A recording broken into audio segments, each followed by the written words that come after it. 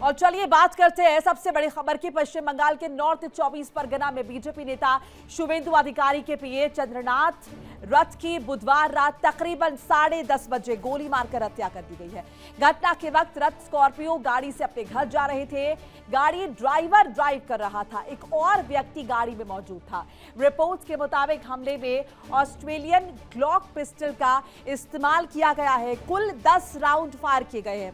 रथ के सीने में 2 गोलियां लगी है जो दिल के आर पार हुई है। एक गोली पेट में लगी है।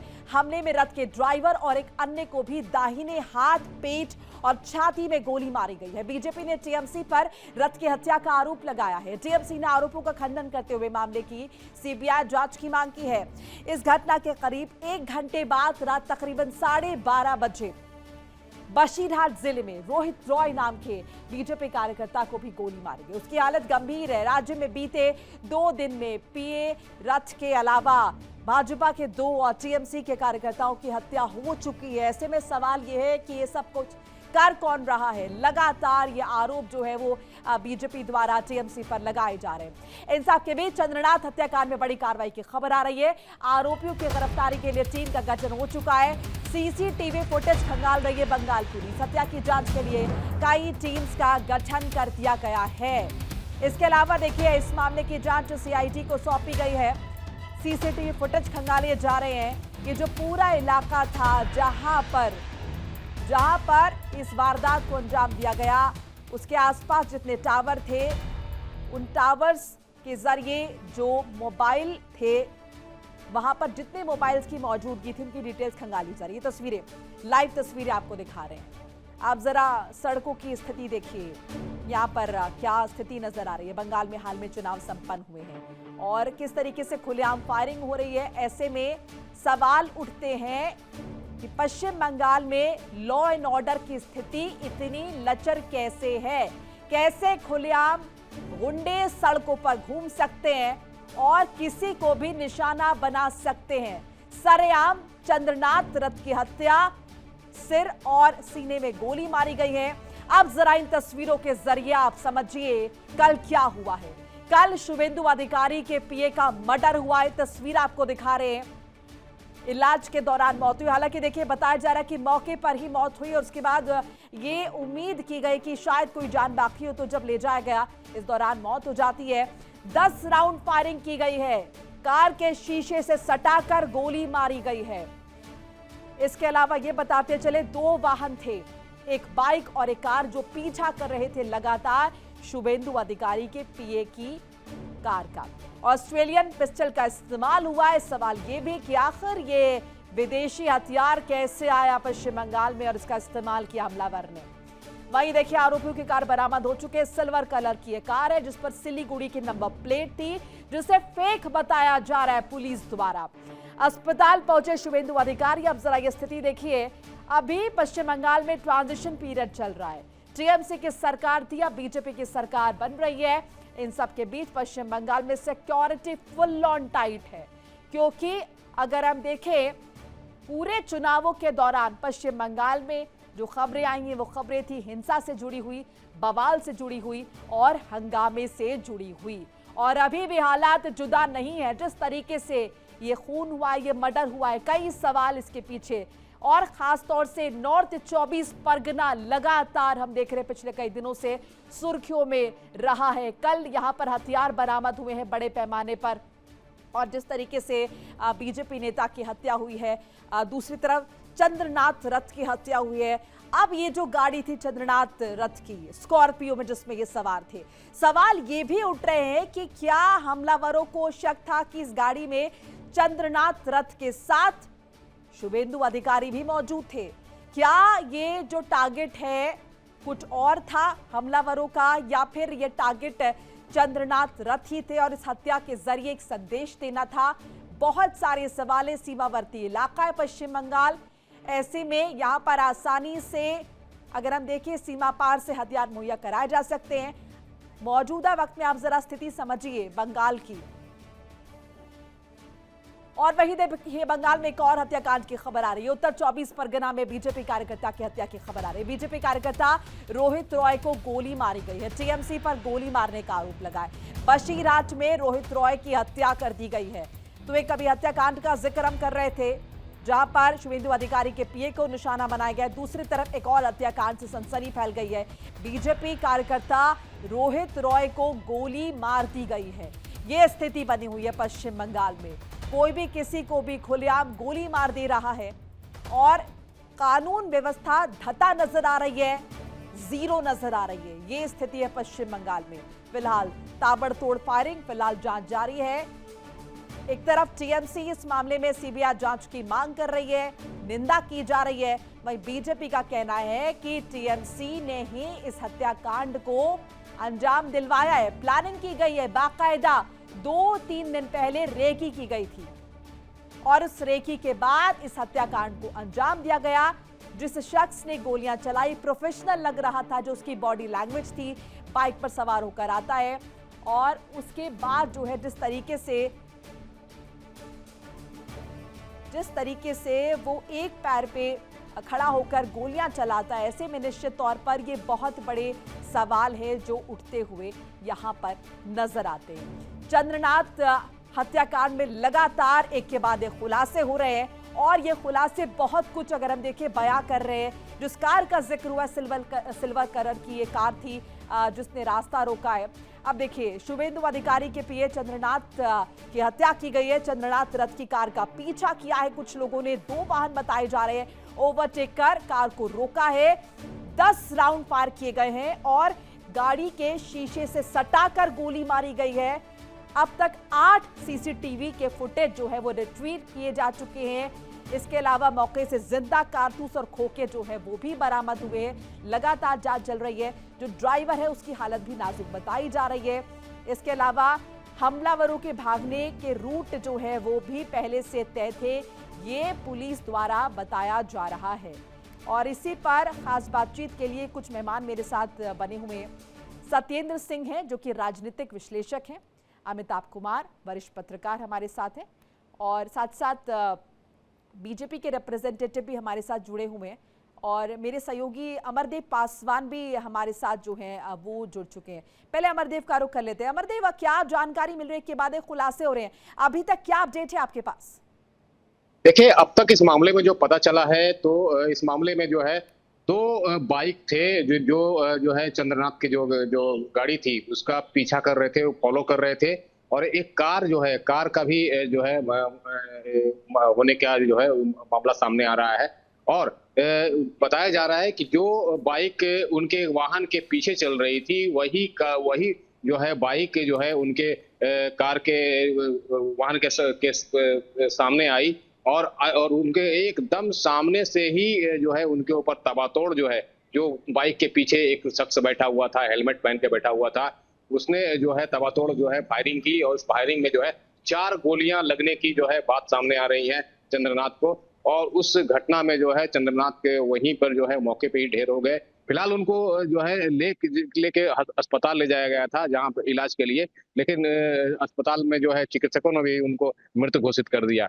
तो ये जो मामला है, ये मामला जो पूरा जो है पश्चिम बंगाल में जो है के पूरा खलबली मचा चुका है, क्योंकि इतने बड़े कदावर नेता जो है पश्चिम बंगाल के शुभेंदु अधिकारी, जिन्होंने मुख्यमंत्री ममता बनर्जी को 1 बार नहीं 2 बार हराया। पहला तो 2021 में आपने सुना ही होगा कि नंदीग्राम में उन्होंने जो है चुनौती देकर जो है कहा था कि वो मुख्यमंत्री ममता बनर्जी को 50,000 से ज्यादा वोटों से हराएंगे।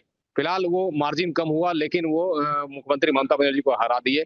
लेकिन 2026 के चुनाव में आपने देखा कि वो भवानीपुर से भी खड़े हुए मुख्यमंत्री ममता बनर्जी को चुनौती देते हुए और वहां भी उन्होंने मुख्यमंत्री ममता बनर्जी को हरा दिया। एक बहुत बड़ा चैलेंज था जिसको जो है शुभेंदु अधिकारी ने पूरा किया। वो भी जो है गृह मंत्री जो अमित शाह के दिशा और निर्देश पे, क्योंकि चुनाव से पहले जो है गृह मंत्री अमित शाह थे, वो भी जो है लगातार जो है वहां के भवानीपुर के जितने भी जो वोटर्स थे उनके संपर्क किए शुभेंदु अधिकारी के अमरदीप, साथ, मैं उनसे लौटूं आपके बातचीत पास, की। एक बार रत्नाकर जी का रुख कर लेते हैं। रत्नाकर जी, आपके हिसाब से कौन इस हत्याकांड का जिम्मेदार है? क्योंकि हत्याकांड बीजेपी नेताओं के सामने आ रहे हैं और यहाँ पर जो है शुभेंदु अधिकारी की पीए की जान जाती है। भाई टीएमसी ये कह रही है कि टीएमसी के जो कार्यकर्ता उन्हें भी निशाने पर लिया जा रहा है।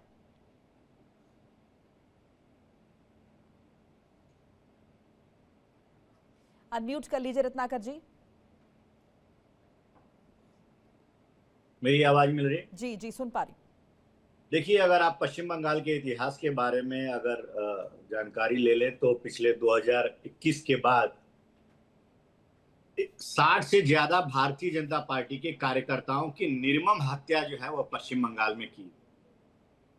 निश्चित रूप से जिस तरह से टीएमसी सरकार चलाने की कवायद कर रही थी, जिस तरह से वहां पे टीएमसी के लोगों का गुंडा राज था, वो दिन प्रतिदिन जो है वो दिखता नजर आ रहा है। और आपने देखा कि चुनाव के समय भी किस तरह से ये अपने संभावित हार की बौखलाहट जो वहां पे लोगों को देखने को मिला, और किस तरह से उन्होंने हमारे कैंडिडेट जो भारतीय जनता पार्टी के कैंडिडेट थे, जब उनको सूचना मिली कि वहां पे बूथ पे गड़बड़ी हो रही है और वहां पहुंच रहे हैं, तो टीएमसी के गुंडों के द्वारा उनको दौड़ा दौड़ा कर पीटा जाता है। आपने देखा कि चुनाव काउंटिंग के एक रात पहले किस तरह से टीएमसी के गुंडों द्वारा हमारे बूथ एजेंट, पोलिंग एजेंट जो है, उसके घर पे जाकर खुलेआम पिस्टल से फायरिंग की जाती है और उनको डराने का काम किया जाता है। आपने देखा कि किस तरह से हमारे एमएलए को, जो एग्जिस्टिंग एमएलए थे वहां पे, उनके गाड़ी पे पथराव करने का काम जो है वहां पे किया जाता है। तो ये सारी घटनाएं निश्चित रूप से यह दर्शा रही थी कि ये अपने संभावित हार की वजह से बौखलाहट है। और आज जब वो हार चुके हैं, आज जब वो समझ चुके हैं कि उनकी सत्ता जो है चली गई है। पीए शुभेंदु अधिकारी की पीए को ही टारगेट क्यों किया गया? इसके पीछे भी आपको क्या कोई स्टोरी नजर आती है? फिर मैं रामकुमार पांडे जी के पास जाऊंगी, कांग्रेस के रिप्रेजेंटेटिव हमारे साथ हैं। ये बिल्कुल जांच का विषय है। और उनके अगर पीए को मारा गया है तो उसके पीछे क्या मंशा रही है? मंशा उनके पीए को मारने की थी या मंशा शुभेंदु अधिकारी को भी मारने की थी? ये सारी वस्तु स्थिति जो है जांच के बाद क्लियर होगी। टीम गठित हुई है, टीम जांच करेगी और तय तक जाएगी। और मैं आपको कह दूं, 9 तारीख के बाद जो हमारी सरकार का गठन होगा, ये किसी भी गुंडे जो भी यहाँ पे इस तरह का कार्य कर रहे हैं, किसी को भी छोड़ा नहीं जाएगा। और पश्चिम बंगाल में लॉ एंड ऑर्डर को सुनिश्चित करने का काम जो है भारतीय जनता पार्टी की सरकार के द्वारा किया जाए। बिल्कुल। डॉक्टर रामकुमार पांडे, आपके हिसाब से ये जो आरोप बीजेपी द्वारा लगाए जा रहे हैं, इसमें कितनी जमीनी हकीकत आपको नजर आती है? ये वाकई में ये बौखलाहट होगी टीएमसी की? जब तक अपराधी पकड़ा नहीं जाता है तब तक हम लोग केवल अंदाज लगा सकते हैं। जैसा कि बीजेपी के कार्यकर्ता प्रवक्ता ने कहा कि इनके 60 लोगों की हत्या की जा चुकी है। कोई बोलता है 500 लोगों की हत्या की जा चुकी है, कोई बोलता है 5000 की हत्या की जा चुकी है। हाँ, बीजेपी के कार्यकर्ताओं की हत्या की जा चुकी है। आज से 10-12 साल पहले बंगाल में बीजेपी के कार्यकर्ता इक्का दुक्का थे ही नहीं। आज जो बीजेपी के कार्यकर्ता हैं वो कौन है? जो टीएमसी के कार्यकर्ता थे वो आज बीजेपी के कार्यकर्ता हैं। जो कांग्रेस के कार्यकर्ता थे वो आज बीजेपी के कार्यकर्ता हैं, या जो वाम दलों के कार्यकर्ता थे वो आज बीजेपी के कार्यकर्ता हैं। अब पहले ये कह रहे हैं कि टीएमसी के जमाने में गुंडागर्दी थी, हम किसी को छोड़ेंगे नहीं। मतलब पहले के गुंडे छोटे थे, अब ये बड़े वाले गुंडे आ गए। तो बंगाल में गैंग वॉर चल रहा है दोनों तरफ से। और जब से चुनाव परिणाम आए हैं, पूरा बंगाल चल रहा है। जितनी घटनाएं मणिपुर में हो रही हैं उतनी ही बंगाल में हो रही हैं। दफ्तर जला दिए, आगजनी, तोड़ फोड़, मारकाट। और ये कौन कर रहा है? हिंदू को मार रहा है। मुस्लिम इसमें इन्वॉल्व बहुत कम है। सारे जो ऑफिस भारतीय जनता पार्टी के कार्यकर्ताओं द्वारा जलाए गए वो हिंदुओं के जलाए गए। टीएमसी के द्वारा भारतीय जनता पार्टी के ऑफिस जलाए गए वो हिंदुओं के जलाए गए। भारतीय जनता पार्टी के कार्यकर्ताओं ने पिटाई की तो टीएमसी के हिंदुओं की टीएमसी के हिंदुओं ने पिटाई की भारतीय जनता पार्टी के कार्यकर्ताओं की, तो वो हिंदुओं की। क्यों टैग कर रहे हैं यहाँ पे? हिंदू बार-बार आप वर्ड क्यों यूज कर रहे हैं? इसके क्या मायने में निकालूं? अभी तो हम यहाँ पर ये बात कर रहे हैं, ये दो पार्टी एक दूसरे पर आरोप लगा रही हैं और यहाँ पर शुभेंदु अधिकारी के पीए मार गए। इसमें हिंदू और मुस्लिम वाली बात कहाँ से आ गई है? इसलिए आ गई है, यदि बीजेपी हिंदू शब्द का इस्तेमाल नहीं करेगी तो देश में 0 हो जाएगी। बंगाल में 0 सीट रहती। टीएमसी, कांग्रेस, वामदल के हिंदू कार्यकर्ताओं में जहर का बीज बोया बीजेपी ने और वो जहरीले बनकर बीजेपी में चले गए। अब वो जहरीले जो नाग है, सांप है, पूरे बंगाल को दूषित कर रहे हैं, जैसे मणिपुर को दूषित कर दिया। मणिपुर में बीजेपी की सरकार है ना, वहां भी क्या हो रहा है, हिंदू हिंदू को मार रहा है। पिछले 3 साल से हिंदू हिंदू को काट रहा है मणिपुर में। वही बंगाल में चल रहा है। मुसलमान का काम तो केवल वोट देना हो गया है, वो चाहे हिंदू को वोट दे या मुसलमान को वोट दे, वो तो अपने काम में मस्त है और उसका केवल वोट देने तक वो सीमित रह गया। पांडे, आपने एकदम अलग इंटरप्रिटेशन यहाँ पर निकाल दिया है। मैं यहाँ पर सिंह साहब के पास जा रही हूँ। सत्येंद्र सिंह जी, आपका क्या रिएक्शन है इस पर? ये जो आरोप एक दूसरे पर लगा रहे हैं बीजेपी और टीएमसी वाले, ये जो हत्याकांड हुआ है जिसमें ये भी अटकलें हैं और बीजेपी की तरफ से ये दावा है कि शुभेंदु अधिकारी भी टारगेट हो सकते थे, ये भी मुमकिन था। हाँ जी, ये अभी जो भाई साहब ने कहा हिंदू हिंदू को मारा, ये हिंसा में जो धर्म और जाति देखते हैं यही लोग जिम्मेदार हैं। हिंसा हिंसा होती है। और कोई अब इस तरह से कहना कि हर कार्यकर्ता जो है उधर गुंडे, इसमें आ गए उसमें आ गए, भाई साहब सब गुंडे नहीं है, पूरी जनता गुंडा नहीं है। चंद लोग हैं जो चाहे जो हो, और उनको जब जब तक आप हिंदू और मुस्लिम के चश्मे से देखना बंद नहीं करेंगे, अब ये देखते देखते आप कहाँ से कहाँ पहुंच गए आप लोग। अभी इस पे जो है आप लोग मूल्यांकन करिए। और हिंसा कोई भी करे, हिंसा हो रही है। शुभेंदु अधिकारी लगातार ममता बनर्जी के वृक्ष जो है लड़ रहे हैं, जमीन पे लड़ रहे हैं, इसलिए उन्होंने उसकी कीमत भी चुका रहे हैं। उनके पीए पे हमला हुआ, किसी भी दल के किसी भी नेता के अगर पीए पे हमला हो रहा है तो दुर्भाग्यपूर्ण है। और एक बात मैं ये भी कहूंगा कि अगर ये कांग्रेस की सरकार यहाँ होती है, भाजपा की होती, तो इस तरह हिंसा नहीं होती। ये भी बात मान रहा हूँ, कांग्रेस और भाजपा के चरित्र में उस तरह नहीं है। लेकिन ये जो क्षेत्रीय दल 2011 में, आपको पता है 1500 के करीब सीपीएम के कार्यालय जलाए गए, 1300 के करीब हत्याएं हुई। आज वही टीएमसी अपनी हार को इस तरह नहीं पचा पा रही है कि उसे लग रहा है कि इस तरह से हिंसा करके हम अस्थिर करके हम सत्ता हासिल कर लेंगे। ये किसी भी दल के लिए बहुत खतरनाक है, जो भी क्षेत्रीय दल जो जाति और इन सब चीजों की राजनीति करते हैं, और उनको खासकर चाहे कांग्रेस हो या भाजपा, उनको नहीं सपोर्ट करना चाहिए। बचा है वो सत्ता हासिल क्या करेंगे? जनता ने तो अपना फैसला सुना दिया। एक अपडेट जरा साझा कर ले, मैं आऊंगी आपके पास। चंद्रनाथ हत्याकांड में लगातार खुलासे हो रहे, अपडेट्स लगातार आ रहे हैं। सिल्वर कलर की कार है जिसने रास्ता रोका था, गाड़ी को रोककर हमलावरों ने फायरिंग की। सिल्वर रंग की कार में जो नंबर प्लेट लगा था सिलीगुड़ी का बताया जा रहा है, यह फर्जी नंबर प्लेट। संदिग्ध कार में हमलावरों के साथियों के होने का शक, और बंगाल पुलिस ने संदिग्ध कार को सीज कर लिया है। जो तमाम सीसीटीवी है वो खंगाले जा रहे हैं और ये पता लगाने की कोशिश की जा रही है कि हत्याकांड को किसने अंजाम दिया था। अमिताभ जी, ये भी एक बात जो है कही जा रही है बीजेपी की तरफ से कि ममता बनर्जी जो कह चुकी है कि मैं अब इस्तीफा नहीं दूंगी। ममता बनर्जी कोशिश कर रही है कि राष्ट्रपति शासन वहां पर लग जाए, क्योंकि स्थिति इतनी ज्यादा खराब अगर हो जाएगी, लॉ एंड ऑर्डर हाथ से निकल जाएगा, दूसरी तरफ वो इस्तीफा नहीं देगी तो राष्ट्रपति शासन हो जाएगा। क्या ये मुमकिन है और आपको लगता है कि यही मंशा होगी टीएमसी की? ये उनकी कोशिश करें, वो उनको चुना गया था 5 साल के लिए, वो अवधि समाप्त हो चुकी है तो उसका कोई महत्व नहीं रह जाता। वो दें न दें कुछ भी करें, लेकिन ये साजिश तो निश्चित है, सुनिश्चित है। और वहां पे हिंसा जो है ये जो हो रही है, ये केवल लॉ एंड ऑर्डर का प्रॉब्लम नहीं है। इन्होंने बेबस्त कर दिया है समाज में। जिस तरह से खुलेआम इनके गुंडे लोगों को धमकी दिया करते थे, काटा मारा करते थे, लूटा करते थे, जला दिया करते थे, घर पे कब्जा कर लिया करते थे, ये सारी जो प्रक्रिया है जो ये बहुत भयानक स्थिति में है। स्टेटमेंट आ रहा है, जरा वो सुन लेते, मैं आपके पास लौट रही हूं, बात पूरी कर लीजिएगा।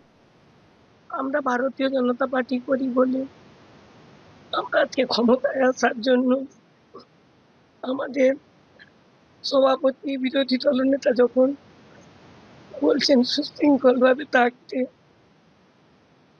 তখন শাসক দলের যারা গরম গরম বক্তব্য দিয়েছিল যে 4 তারিখের পরে দিল্লির কোনো ভাব রক্ষা করতে পারবে না, সেটাই তারা দেখিয়ে দিল। আমি আজকে अमिताभ जी बात पूरी कर लीजिए अपनी जल्दी से। यहाँ जो है वहाँ पे बहुत अलग ढंग से जो नई सरकार आएगी उसको देखना पड़ेगा, क्योंकि गुंडे और प्रशासनिक अधिकारी कर्मचारी जितने हैं पुलिस से लेकर के हर विभाग के, वो सब के सब हैंड इन हैंड रहे और बहुत खराब स्थितियां हैं। तो आम लोगों को कभी लगता ही नहीं था कि जो भी सरकार है वो हमारे लिए है, क्योंकि वो उनके गुंडे तय किया करते थे क्या काम होना है नहीं होना है, और सरेआम अपराध किया जाता था जिसके ऊपर कोई कार्रवाई नहीं होती थी, एफआईआर तक दर्ज नहीं होती थी। पुलिस वाले अगर लोग जाते थे थाने में तो पहले पूछते थे स्थानीय बदमाश से, जो राजनीतिक कार्यकर्ता से, कि इसका एफआईआर दर्ज करना, वो निर्देश देता था क्या करना नहीं करना। तो वहां की स्थिति को संभालने के लिए बहुत अलग ढंग से काम करना पड़ेगा। और जो राजनीतिक दल इस बात को लेकर के और घी आग में घी डालने वाले ढंग के बयान दे रहे हैं, उन्हें समझना चाहिए कि उनकी समाज के प्रति एक जिम्मेदारी है, देश के प्रति एक जिम्मेदारी है। और वहां पे आप इस तरीके से धार्मिक और जातीय हिंसा को प्रोवोक करने की अगर आप कोशिश करते हैं, तो इससे पता चलता है कि ये सारे लोग मिल करके चाहते हैं स्थिति वर्ष हो, देश में हिंसा हो, आगजनी हो। इनकी आम जनता के प्रति, नागरिकों के प्रति कोई नैतिक जिम्मेवारी नहीं दिखती है। ये बहुत खतरनाक लोग हैं, ये इस देश को आग में झोंकना चाहते हैं। तो इस तरह के बयान देने वालों को भी नियंत्रण करने की जरूरत है और समझने की जरूरत है। रत्नाकर जी, आपके हिसाब से ये सीधे तौर पर जो आरोप आपने टीएमसी पर लगाया है, ये इसका कितना औचित्य है? क्योंकि इस तरह की भी, जैसे कि अमिताभ जी जिक्र कर रहे थे कि प्रोवोकेटिव स्टेटमेंट्स जो दिए गए रैलियों के दौरान, सो क्या ये भी मुमकिन है कि जो अभिषेक बनर्जी का भी नाम जो है बीजेपी द्वारा लिया गया है, बीजेपी नेता अर्जुन सिंह नाम दे रहे थे कि अभिषेक बनर्जी ने करवाया होगा और एक मैसेज देने की कोशिश वो करे। बहरहाल ये सीधे तौर पर टीएमसी को आरोपों में लेना, उन पर आरोप लगाना, या फिर ये कोई थर्ड पार्टी का भी काम हो सकता है?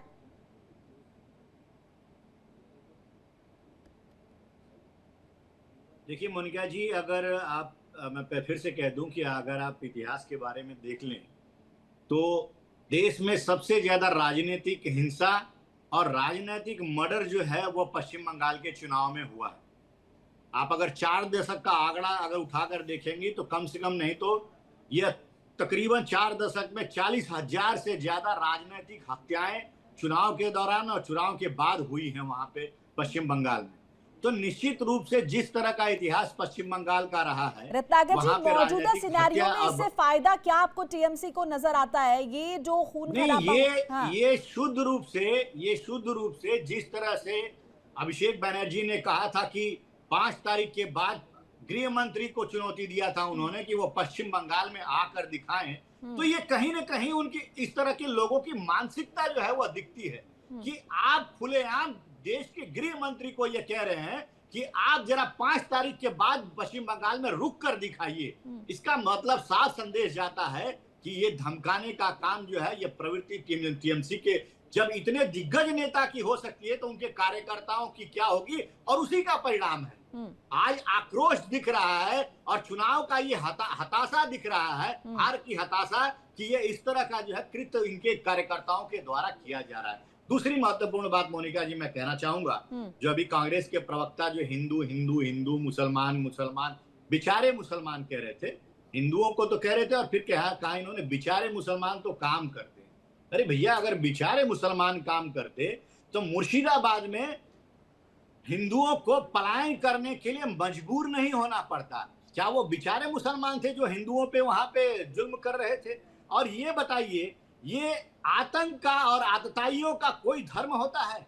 लेकिन उसमें भी धर्म, उसमें भी जाति निकालने का काम जो है ये करेंगे। ये पूरी तरह से ये नहीं कहेंगे कि वहां पे लॉ एंड ऑर्डर जिसने भी किया है खराब, लॉ एंड ऑर्डर अगर वह हिंदू है या किसी भी जाति का है, अगर खराब करता है तो उसको पकड़ के उसको सख्त से सख्त सजा देनी चाहिए और ऐसी कार्रवाई करनी चाहिए कि जो वहां पे नजीर बने, जो दूसरे कार्यकर्ता हैं वो इससे डरे कि अगर वो भी अगर इस तरह की काम करेंगे तो उनके खिलाफ भी इस तरह की कार्रवाई होगी। ये बात, ये समाज को संदेश देने का काम नहीं करेंगे, लेकिन हिंदू बेचारे मुसलमान। अरे ये वही लोग हैं कांग्रेस के जो बाटला इनकाउंटर में जब आतंकियों को मारा जाता है तो इनकी नेत्री जो है सोनिया गांधी वो आंसू बहाने का काम करती हैं। तो इनका तो चरित्र दिखता है ना, ये हर जगह तुष्टीकरण की राजनीति, मुस्लिम तुष्टीकरण की राजनीति करने का काम करते हैं और उसका परिणाम देखा आपने पूरे देश में किस तरह से ये सिमटते जा रहे हैं। वामपंथी दलों की तरह कांग्रेस का भी। डॉक्टर पांडे से छोटा सा रिएक्शन ले लेते रत्नाकर जी आपकी बात का। डॉक्टर पांडे, छोटा सा रिएक्शन। देखिए, बीजेपी का कोई बाल बांका नहीं कर सकता है। आप बताइए, जो पूर्व तड़ीपार है वो गृह मंत्री है देश का। पूर्व तड़ीपार उसको बोला जाता है जो समाज में रहने लायक नहीं है। और जब तड़ीपार जैसा आदमी देश का गृह मंत्री है तो बीजेपी का कोई कुछ बिगाड़ नहीं सकता है। और इन्होंने कहा कि कांग्रेस खत्म होती जा रही है। बिल्कुल सही कहा। इन्होंने क्या कर दिया, मणिपुर बना दिया ना 2 दिन में ही बंगाल को। और हिंदू मुसलमान की राजनीति के अलावा देश में कुछ आपके नहीं हिसाब चल रहा से है। मणिपुर जो बंगाल को बना रहा है, कौन इसका जिम्मेदार है? आप क्या ये आरोप बीजेपी पर लगा रहे हैं कि बीजेपी ने काम किया है मणिपुर बनाने का? नहीं, मणिपुर में सरकार बीजेपी की है ना, 3 साल से प्रधानमंत्री वहां गए नहीं है, लोग मर रहे हैं, हिंदू मर रहे हैं, अभी महिलाओं को सरकार निर्वस्त्र बनी क्या घुमाया जा रहा है। बंगाल में बीजेपी की, पांडे जी? नहीं, मणिपुर में प्रधानमंत्री नहीं गए ना, वहां आग किसने लगाई है? मणिपुर में तो बीजेपी की सरकार है ना, और कहीं होती तो राष्ट्रपति शासन लग जाता। अभी ये कोशिश कर रहे हैं तमिलनाडु में भी राष्ट्रपति शासन लग जाए, बगैर चुनाव जीते तमिलनाडु में भी इनकी सरकार बन जाए।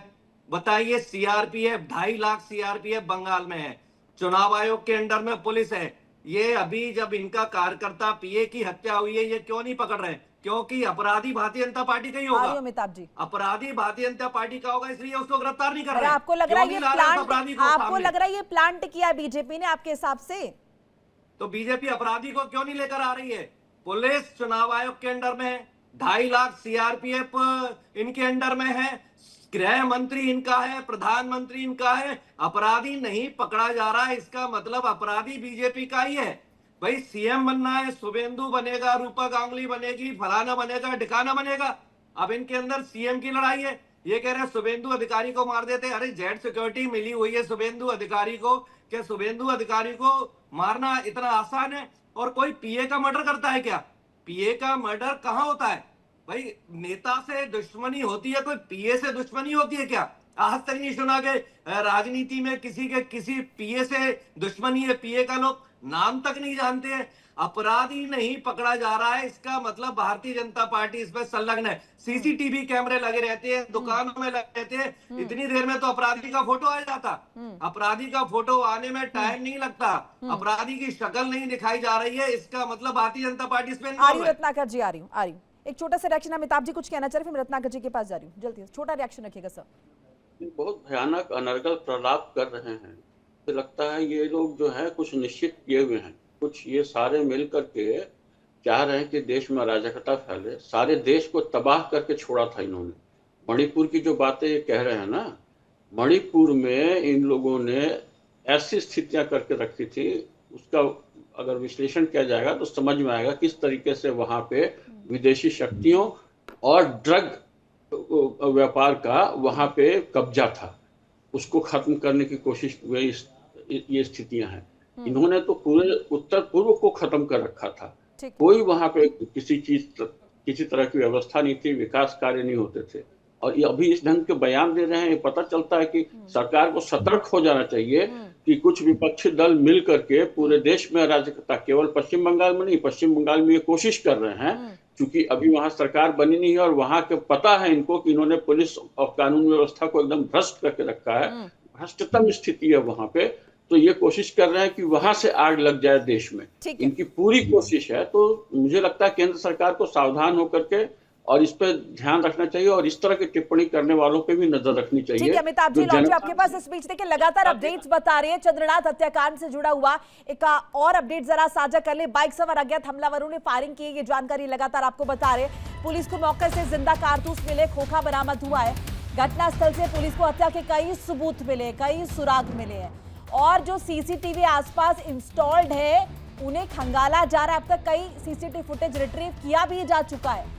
हमलावरों की तलाश के लिए चश्मदीदों से भी पूछताछ हो रही है। रत्नाकर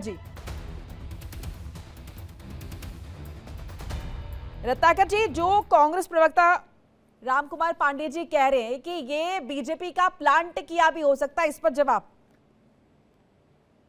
देखिए मोनिका जी, सरकार जो है भारतीय जनता पार्टी की 9 तारीख को गठित हो जाएगी, शपथ ग्रहण होगा और आप देखिएगा जिस तरह का माहौल अभी आप दिखाई दे रहा है पश्चिम बंगाल में, वो कितना परिवर्तन और कितना वहां पे शांति व्यवस्था स्थापित करने का काम जो है भारतीय जनता पार्टी के द्वारा किया जाएगी। क्योंकि इतना बड़ा मैंडेट जो जनता ने वहां पे दिया है, निश्चित रूप से भारतीय जनता पार्टी की कार्यशैली पे और नीतियों पे उनको पूर्णतया विश्वास है और आने वाले समय में जी आप ये पांडे जी को बताइए ना कि अगर ये प्लांट क्यों करेगी बीजेपी, ये जो आरोप लगाए उसका जवाब दीजिए ना उनको। ये बताइए ये प्लांट क्यों करेगी बीजेपी?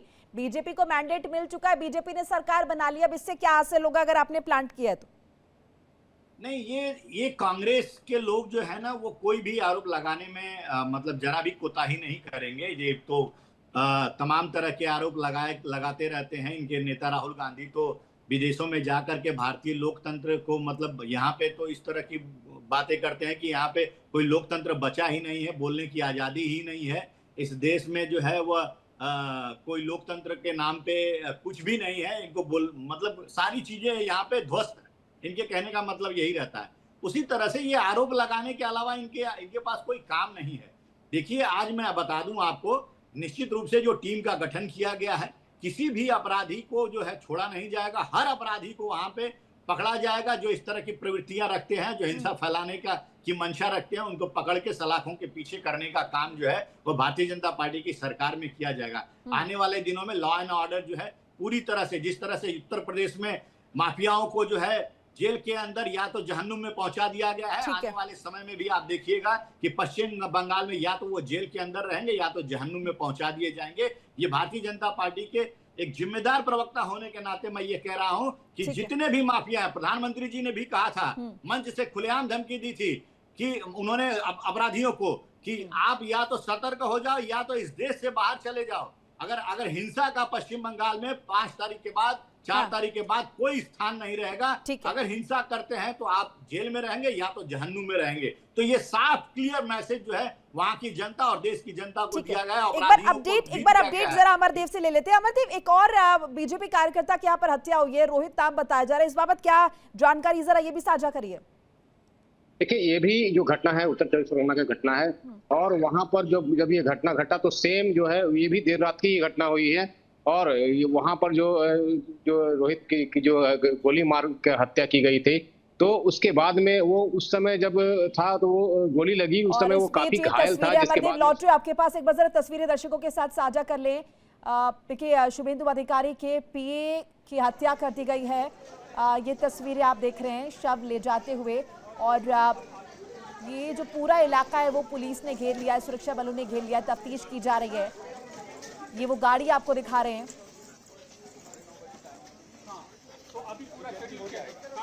बदमाशों ने गोलियां बरसाई हैं, 10 राउंड फायरिंग की गई है। ये सीधी तस्वीर है। देखिए, लगातार ये कोशिश की जा रही है कि हमलावरों तक पहुंचा जा सके। इस हत्याकांड को अंजाम किसने दिया है ये तभी पता चल पाएगा जब गोली मारने वाले शख्स का पर्दाफाश होगा, उसके बारे में जानकारी मिल पाएगी। अमरदेव, कंटिन्यू। ये मैं आपको बता दूं कि जिस तरीके से उत्तर चौबीस परगना में जो रोहित की जो गोली मारी गई, तो वो उस समय जो है वो भी अपने कार्य को जो है खत्म करके वो वापस अपने घर के लिए लौट रहा था। उसी समय जो है उसको जो है निश्चित तौर पे उसकी जो है पहले से ही तय करके हमलावर जो थे वो इंतजार कर रहे थे, और उस दौरान उसके ऊपर जो है हमला किए, गोलीबारी की, जिसके बाद में वो बुरी तरह से घायल हो गया। जिसके बाद उसको जो है घायल अवस्था में अस्पताल ले जाया गया, जहां उसकी मौत हो गई। और उसी समय ये भी जो घटना सामने आई कि मध्यंग्राम में जो है शुभेंदु अधिकारी के जो है पीए की को भी गोली मार दी गई है। तो कहीं ना कहीं जो है ये जो घटना जो एक ही रात में जो 2 घटनाएं जो सामने आई, और दर्दनाक घटनाएं सामने आई, और गोलीबारी की घटनाएं सामने आई, और दोनों गोली की घटनाओं में जो है 2 लोगों की जो है दोनों बीजेपी से ही तस्वीरों के माध्यम से बता भी रहे, बंगाल में भी क्या हलचल जो है वो चल रही है। ये आप देख रहे हैं, शव ले जाया जा रहा है सुरक्षा बलों के बीच, पोस्टमार्टम करवाया जाएगा। और निश्चित तौर पर देखिए, एफएसएल की टीम पहले ही पहुंच गई थी ताकि ये जांच का जो दायरा है वो बढ़ाया जा सके, बहुत बारीकी से हर एक डिटेल जो है वो निकाली जा सके और पहुंचा जा सके हमलावरों तक। वो गाड़ी भी आप देख रहे हैं। इसके अलावा ये बताते चले कि देखिए 2 वाहन हैं जिन्होंने गाड़ी को ओवरटेक किया था, शुभेंदु अधिकारी के पीए की गाड़ी को जो ओवरटेक किया था। 2 वाहन, एक बाइक और एक कार बताई जा रही है। बाइक सामने की तरफ आती है और उसके बाद एक जिस तरीके से बॉडी लैंग्वेज जो नजर आई थी बाइक सवार हमलावर की, वो ये बता रही थी कि बहुत प्रोफेशनल है, और जिस गन का इस्तेमाल हुआ ऑस्ट्रेलियन गन वो बताई जा रही है। ये एक्सक्लूसिव तस्वीरें आप देख रहे हैं इंडिया डेली के माध्यम से। ये बंगाल में आज की बड़ी खबर है। पश्चिम बंगाल में शपथ ग्रहण समारोह होना है और उससे पहले मर्डर हुआ है, और मर्डर शुभेंदु अधिकारी के पीए का। शुभेंदु अधिकारी जिन्होंने ममता बनर्जी को 2 बार हराया है, और इस बार प्रबल दावेदार के तौर पर शुभेंदु अधिकारी का नाम पश्चिम बंगाल के नए सीएम के तौर पर। हालांकि जब तक ये ऑफिशियली सामने नहीं आती है बात, तब तक कुछ भी कहना अभी वाजिब नहीं होगा, लेकिन ये नाम सबसे आगे। तस्वीरें आप लगातार देख रहे हैं। एक बार फिर से डिबेट का रुख करते हैं, सत्येंद्र सिंह जी के पास चलते। सत्येंद्र जी, ये इस वारदात के लिए जो इस गन का इस्तेमाल हुआ है ऑस्ट्रेलियन गन बताई जा रही है, यानी कि विदेशी हथियार। ऐसे में विदेशी हथियार से हत्याकांड को अंजाम देना और हमलावर के बारे में जो जानकारी मिल रही है, बहुत प्रोफेशनली उसने जिस तरीके से बाइक से उतरा, एक पैर पे घूमा और उसके बाद 10 राउंड फायरिंग की है। ये तमाम जो चीजें हैं, अगर इन्हें जोड़ते हैं तो क्या नजर आता है? ये प्रायोजित है हत्याकांड? जी, ये बिल्कुल सुनियोजित हत्याकांड है और सीबीआई जैसी या किसी बड़ी संस्था को जो है इसकी जांच करनी चाहिए कि आखिर ये हत्या हुई क्यों, कौन इसमें शामिल है। और जाहिर सी बात है कि इसमें जो है विपक्ष का या किसी का अभी लोग सख्त ज्यादा करेंगे, क्योंकि नुकसान जो है बीजेपी का इससे बहुत बड़ा होगा। क्योंकि एक सुरक्षा व्यवस्था में जब शुभेंदु अधिकारी के पीए ही नहीं बचे तो दूसरों की क्या सुरक्षा करेंगे। एक तरह से उस जो सीआरपीएफ उतारी गई, पहला पैरामिलिट्री उतारी गई, वो जो फोर्स उतारी गई, जो एक सुरक्षा और भय मुक्त वातावरण का नारा दिया गया था, उस नारे पे ये गोली मारी गई है। वो अमित शाह ने जब कहा था घर में घुस के हराना है, तो ये एक तरह से मुझे लग रहा है उस नारे के चैलेंज में जो है दिया गया कि जो भय मुक्त की बात आप करते हैं, आपके ही सबसे बड़े लीडर के पीए को हम मारेंगे। और जैसा भी एक भाई साहब कह रहे थे कि पीए को कौन मारता, भाई साहब आप राजनीति का अध्याय और देखेंगे अतीत में तो बहुत लोगों की ऐसी हत्या हुई, हमेशा प्यादे ही मरते हैं, राजा शासक कम मरते हैं। दूसरी चीज है कि राजनीतिक हत्याएं कोई भी कराए, व्यक्ति एक चाहे पीए हो चाहे कोई लीडर हो, जान सबकी उतनी ही कीमती होती है जितना एक छोटे व्यक्ति हो या बड़े व्यक्ति को। इस कॉन्सेप्ट से, एक सामंतवादी मानसिकता से निकलना चाहिए। और अभी जैसे उन्होंने कहा कि तड़ीपार किसने किया था? कांग्रेस ने किया था उनको। जाहिर सी बात है। दूसरे एक ये भारतीय लोकतंत्र के इतिहास में ऐसा हुआ कि पहली बार एक गृह मंत्री जेल गया।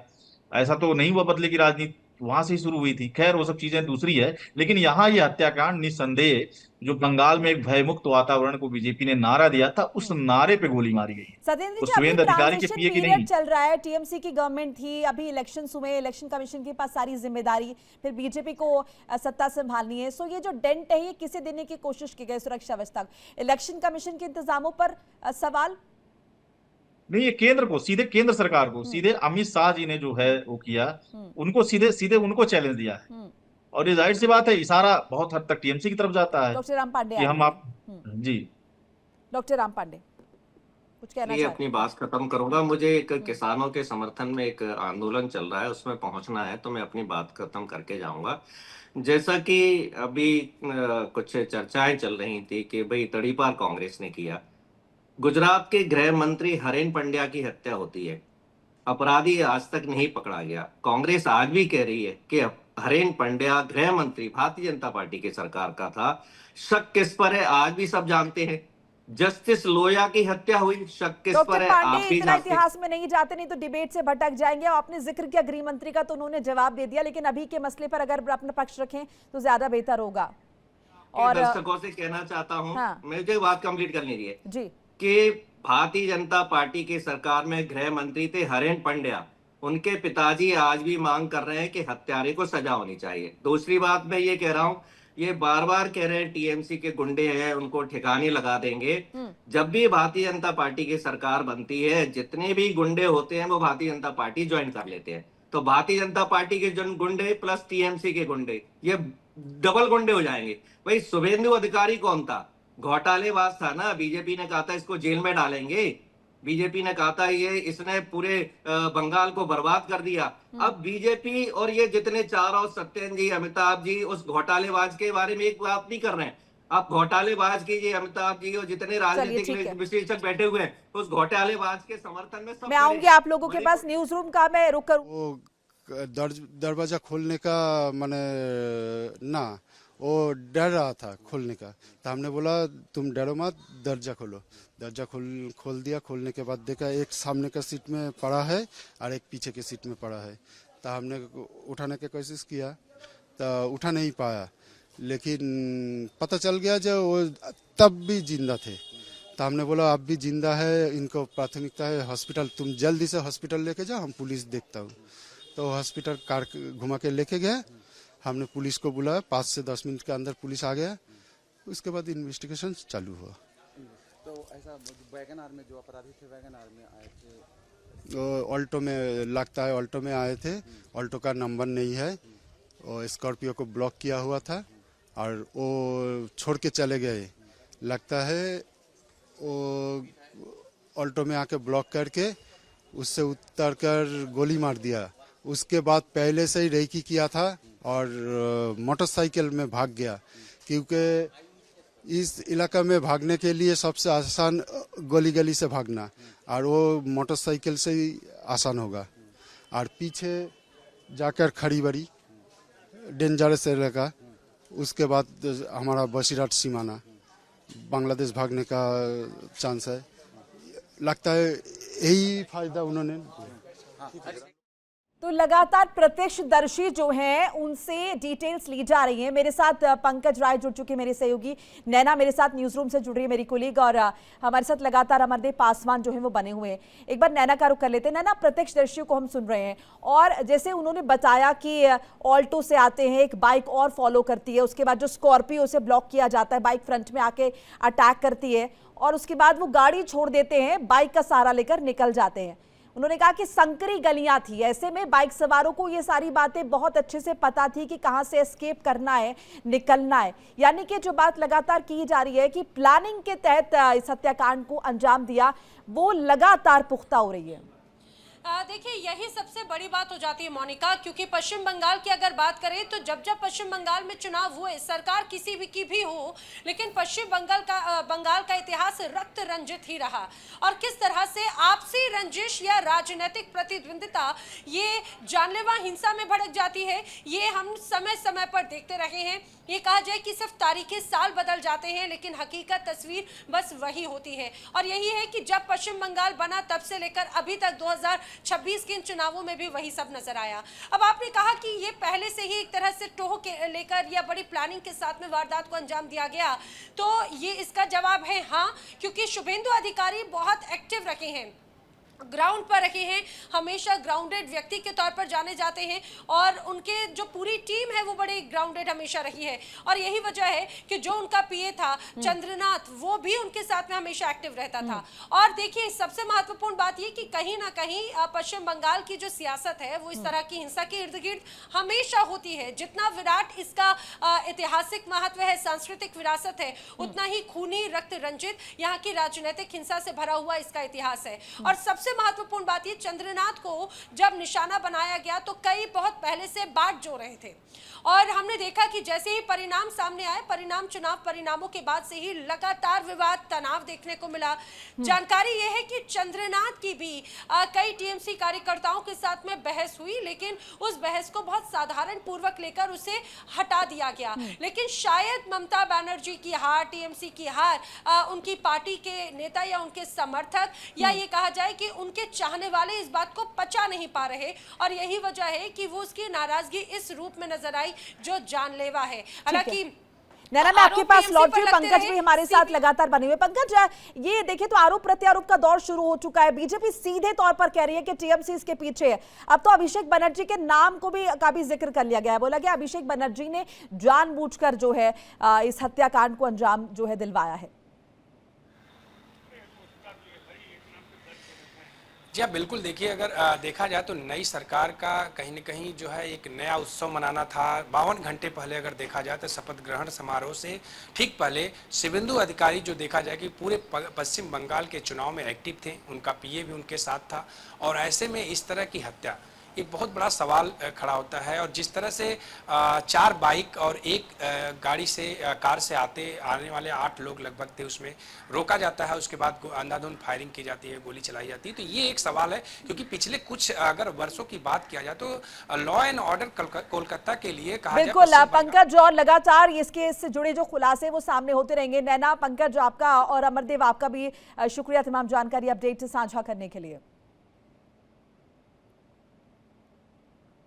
तो ये तस्वीरें आप लगातार देख रहे हैं किस तरीके से सियासी घमासान तो चल ही रहा था पश्चिम बंगाल में, और उस बीच ये बड़ा हत्याकांड अब लगातार सरगर्मी से तलाश की जा रही है और परत दर परत जो है वो खोली जा रही है। तमाम सीसीटीवी खंगाले जा रहे हैं और जो महत्वपूर्ण तथ्य हैं उन्हें भी नजरअंदाज नहीं किया जा रहा है। ये पूरा रास्ता जहां पर इस वारदात को अंजाम दिया गया, कैसे जो है हमलावर ने इसकी रेकी की है, देखिए इंडिया डेली 24/7 अब आपके स्मार्ट टीवी पर। इंडिया डेली मौजूद है सभी डिजिटल प्लेटफॉर्म पर लाइव और लगातार। इंडिया डेली 24/7 हर दिन राष्ट्र को समर्पित।